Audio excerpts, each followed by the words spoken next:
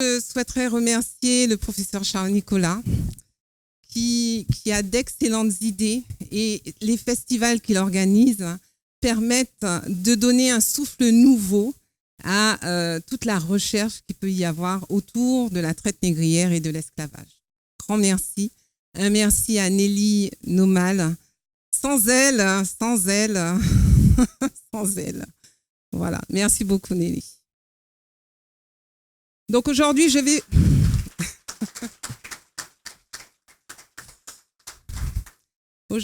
vais vous parler de musique et de danse. Est-ce que ce sont des exutoires? Est-ce que ça a été des exutoires durant la période esclavagiste? Sans oublier que la traite transatlantique concerna des millions d'Africains qui furent déportés. Et en dehors de ces traumatismes dont on ne peut pas faire abstraction, la traite négrière permit tout de même l'introduction dans toutes les Antilles et continents américains de pans du patrimoine culturel du continent africain. Que sont les musiques et les danses? Elles ont toujours eu une place centrale dans les sociétés africaines, rythmant le quotidien des populations à chaque instant et phase de leur vie. Dans ces musiques en l'honneur de leurs dieux, dans ces musiques dans leurs rites et notamment dans leurs rites initiatiques. La musique accompagnait les travaux des champs, la chasse, les cérémonies traditionnelles, les rites d'initiation, les baptêmes, les funérailles et les mariages. D'aussi loin que l'on puisse aller dans ce drame humain, elles ont accompagné la venue des captifs africains dans les colonies. Le bateau négrier constituait en quelque sorte une scène primitive collective pour les Noirs d'Amérique. Considérés comme une marchandise qu'il fallait entretenir, les marins du navire devenaient musiciens pour les faire danser sur le pont du navire. Cette danse n'avait pour seul but pour les négriers que de préserver et entretenir la marchandise humaine. Pourtant, sur certains navires, ces instants de danse et de musique devinrent l'occasion pour les captifs venus de diverses contrées et appartenant à différents groupes de faire corps pour s'unir et réfléchir aux moyens de tenter l'impossible, c'est-à-dire prendre en main le négrier pour pouvoir s'évader. Plusieurs tentatives eurent lieu, mais toutes furent vouées à l'échec, les captifs se trouvant seuls sur un navire qu'ils étaient incapables de manœuvrer. Ces temps durant lesquels on les exhortait à danser sur des rythmes et des instruments qui n'étaient pas les leurs, mais qui leur permettaient de trouver une cadence pour invoquer quelques dieux de la guerre. Ces hommes et ces femmes n'emportaient pas avec eux d'instruments de musique, mais leur seul échappatoire restait leur mémoire, leur croyance et leur volonté de ne pas rompre avec le seul lien qui leur restait. Arrivés dans les colonies, les captifs devenus esclaves n'eurent aucune difficulté de faire intervenir leur mémoire pour reconstituer avec le matériau des Antilles et des Amériques leur instrument de musique. Issus pour la plupart d'entre eux de sociétés orales, la voix restait l'instrument le plus important, médium le plus efficace pour véhiculer des émotions, des croyances, des idées, des messages, des histoires ou des rêves. La voix devint l'exutoire qui permettait d'expier les douleurs et l'inhumanité subies quotidiennement. Les corps et la tête gardaient en mémoire les rythmes, autre trait caractéristique des musiques du continent africain et faisant aujourd'hui partie de notre héritage. Une véritable polyphonie développée par l'utilisation de divers instruments qui possédaient chacun des vibrations et des sonorités particulières, et le tout soutenu par les voix du groupe. Danse et musique devenaient instinctives, laissant libre cours à l'improvisation qui prenait la teinte de l'atmosphère et de l'ambiance générale. La mémoire leur permit de fabriquer des instruments dont certains avaient un caractère sacré. La musique et les danses étaient considérées comme un élément fondamental de la perception africaine du soi et du monde. Entre eux, les esclaves transmettaient ce savoir aux personnes qui recevaient l'initiation.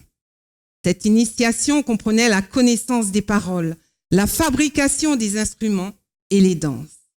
Un réseau s'était certainement constitué les hommes transmettant aux femmes et les femmes transmettant aux plus jeunes.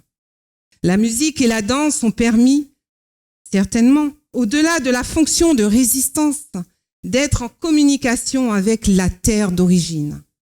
Elles constituaient le lien entre eux et les ancêtres. Un havre mémoriel pour oublier la souffrance quotidienne, le travail harassant, la déchirure de la perte des proches, la perte de la terre d'origine, des danses, des musiques qui se dansent, des danses qui se rythment, les unes et les autres indissociables. Quelques héritages de la période esclavagiste que l'on retrouve dans le bellet ou le gros-cas pour la Martinique et la Guadeloupe, et dans les quadrilles, la haute taille, les valses. Plusieurs expressions musicales qui se sont développées après l'abolition de l'esclavage, mais dont la maturation s'était faite dès le XVIIe siècle pour le bellet et le gros-cas. Et pour le XVIIIe siècle, la quadrille, la haute taille et toutes les autres danses. Cette dernière constituant un exemple de syncrétisme entre les cultures européennes et africaines. Sur les habitations sucreries, principale activité de la Martinique durant la période esclavagiste, avec l'espace de travail des esclaves, il est possible que des communautés aient pu se recréer, ces communautés qui prirent le nom de nations, notamment en Guadeloupe, ou purent se recréer et faire revivre des rites venus du continent africain. Ces communautés étaient intégrées à des confréries noires dans lesquelles il y avait un ordre, des règles et une hiérarchie à respecter. Les rassemblements d'esclaves, identifiés dès le XVIIe siècle par les chroniqueurs, et à la suite les différents auteurs qui parlent de la Martinique ou de la Guadeloupe ou des autres Antilles, utilisent plusieurs vocables pour raconter ce qu'ils observent. Calenda, danse, fête, cabildo, confrérie, convoi, nation, récréation, réunion pour se distraire. Ce que les chroniqueurs ou les colons prennent pour des assemblées récréatives des esclaves sont en réalité des célébrations de rites.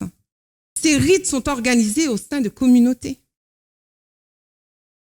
Il n'existe pas de chiffres pour les dénombrer, mais elles existent certainement, car dès le XVIIe siècle, le révérend père Dutertre, que tout le monde connaît, affirme que celles-ci réunissaient des nègres d'une même terre. Plusieurs nègres d'une même terre ou de celles qui leur sont voisines s'assemblent pour se récréer. Et pour lors, ils dansent à la mode de leur pays, tantôt à la cadence de leurs chansons qui forment un chant très désagréable, et tantôt au son d'un tambourin qui n'est autre chose qu'un tronc d'arbre creusé sur lequel on a étendu une peau de loup marin. L'un d'eux tient cet instrument entre ses jambes et joue dessus avec ses doigts comme sur un tambour basque. Puis, quand il a joué un couplet de la chanson, ceux qui dansent en chantent un autre, continuent alternativement tant qu'elle dure. Ces assemblées se déroulaient les dimanches et les jours de fêtes religieuses. Au sein de chacune d'entre elles, chaque personne avait un rôle qui lui était propre car il avait reçu l'initiation. Une ronde, un diseur qui entraîne et entonne les chants, un chœur les répondait, formait l'assemblée. Les chants et les danses racontaient la vie quotidienne, les souffrances et les espoirs perdus. Ils pouvaient parfois constituer un cri de ralliement précurseur d'une révolte à venir. Les assemblées se poursuivaient la nuit tombée, une nuit propice aux incantations et aux récits contés au son des tambours. Chaque instrument avait un rôle défini, le tambouiller, le joueur de tibois.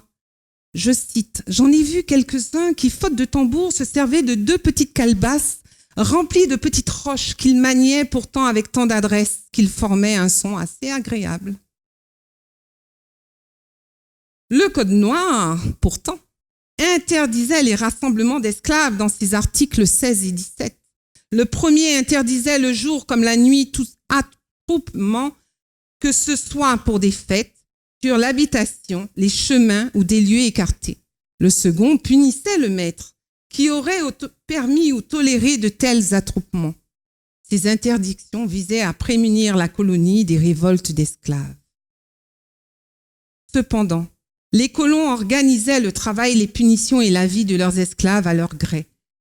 La pratique de la musique et de la danse était tolérée, car ils considéraient que ces rassemblements constituaient des soupapes permettant aux esclaves de se libérer des tensions de la semaine. Ils font des postures si contraintes et des contorsions de corps si violentes en dansant que je me suis souvent étonnée comme ils pouvaient se remuer après avoir cessé ce pénible exercice. Cependant, en sortant de là, ils sont si frais et paraissent si peu fatigués qu'on ne dirait pas à les voir qu'ils avaient dansé. Les prêtres demandaient l'interdiction de ces danses, qu'ils avaient regroupées sous le nom de kalenda. Ils parlaient de danses déshonnêtes, érotiques et indécentes.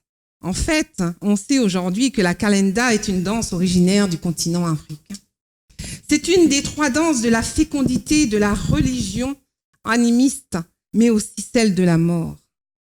Elle se caractérise par l'immobilité du buste du danseur qui symbolise la frigidité de la mort et par la mobilité de la partie inférieure du corps qui mime l'acte sexuel. Elle était pratiquée sur toute la sphère coloniale française d'Amérique et notamment à Saint-Domingue, en Louisiane, à la Guadeloupe et à la Martinique. C'est une danse qui fut interdite pour cause d'indécence. La danse est leur passion favorite. Je ne crois pas qu'il y ait un peuple au monde qui y est plus attaché qu'eux. Celle qui leur plaît davantage et qui leur est plus ordinaire est le kalenda. Elle vient de la côte de Guinée et suivant toutes les apparences du royaume d'Arda. Comme les postures et les mouvements sont des plus déshonnêtes, les maîtres qui vivent d'une manière réglée, c'est-à-dire religieuse, la leur défendent et tiennent la main afin qu'ils ne la dansent point. Ce n'est pas une petite affaire, car elle est tellement de leur goût que les enfants qui n'ont presque pas la force de se soutenir tâchent d'imiter leur père et mère quand ils les voient danser et passeraient des jours entiers à cet exercice. D'autres danses, comme des bamboulas, dont le nom se retrouve également sur le continent, au Sénégal et en Guinée-Bissau, et qui signifie tambour. Danse non érotique que les colons et les prêtres toléraient. Il semblerait qu'il y ait eu de nombreuses danses tout au long de cette période esclavagiste. Quand un groupe d'esclaves de même origine parvenait à se créer, celles-ci se rattachaient encore à ceux qu'ils connaissaient. Mais au fil du temps, les contacts avec d'autres firent évoluer toutes ces danses qui devinrent particulières et révélatrices du syncrétisme des cultures qui se firent aux Antilles et dans les Amériques. Chaque temps, instant, lune ou période correspondait à des chants, des danses et des musiques. La transmission se faisait par les enfants qui restaient toujours non loin de ces assemblées, imitant et reproduisant les gestes et les chants des plus grands.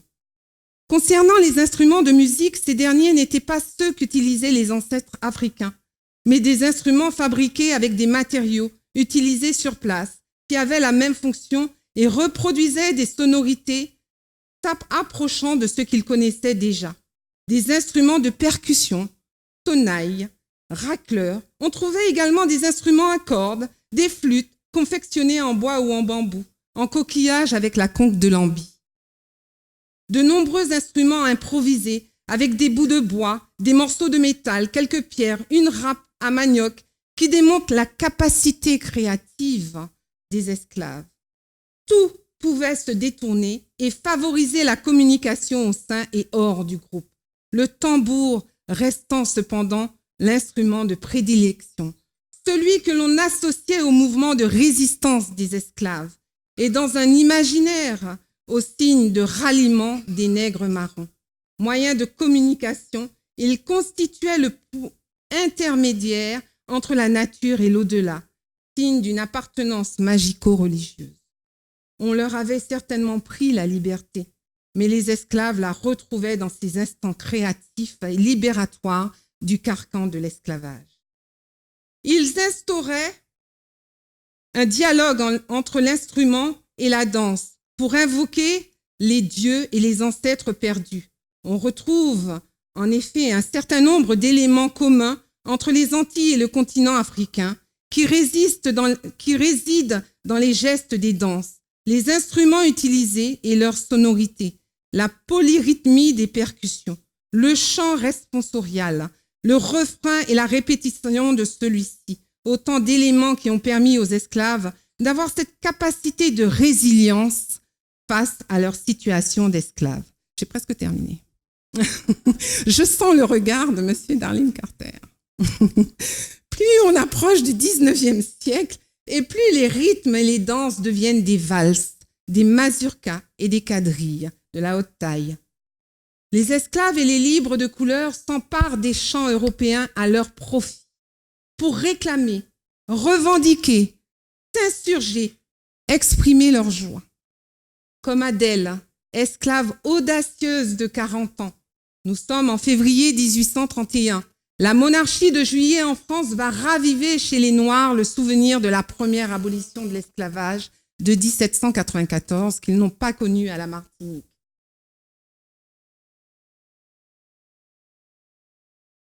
Puisque la Martinique était occupée par les Anglais.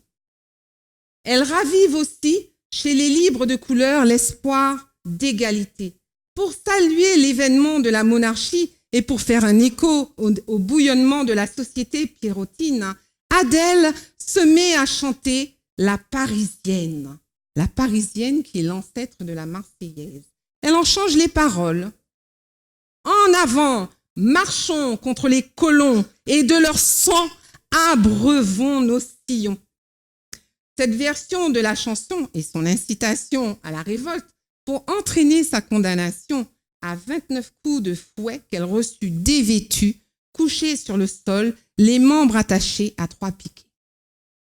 Ces danses, ces musiques au lendemain de l'abolition de l'esclavage ont pu s'afficher librement, ne pas tomber dans l'oubli et devenir l'expression d'une identité, d'une appartenance à un groupe, objet de syncrétisme des différentes cultures de nos sociétés dans lesquelles chaque groupe se reconnaît avec ses codes et ses gestes. Elle reste encore pour tous un moyen d'expression de chaque instant de vie et fonction des hommes et femmes de nos sociétés. Et je terminerai par une citation d'Édouard Glissant. Je copie le président, M. Marie-Jeanne, mais il dit bien les choses, Édouard Glissant. Il recompose par traces une langue et des arts qu'on pourrait dire valables pour tous. Là où, par exemple, dans une communauté ethnique sur le continent américain, on a conservé la mémoire des chants, qu'on chante depuis 100 ans, et peut-être plus dans diverses occasions de la vie familiale. L'Africain déporté n'a pas eu la possibilité de maintenir ces sortes d'héritages ponctuels, mais il a fait quelque chose d'imprévisible à partir des seuls pouvoirs de la mémoire, c'est-à-dire des seules pensées de la trace qui lui restait. Il a composé d'une part des langages créoles et d'autre part des formes d'art valables pour tous, comme par exemple la musique de jazz, qui est reconstituée à l'aide d'instruments adaptés, mais à partir d'une trace de rythmes africains fondamentaux. Si ce néo-américain ne chante pas des chansons africaines d'il y a 2 ou 3 siècles, il restaure dans la Caraïbe, au Brésil et en Amérique du Nord, par pensée de la trace, des formes d'art qu'il propose comme valables pour tous. Je vous remercie.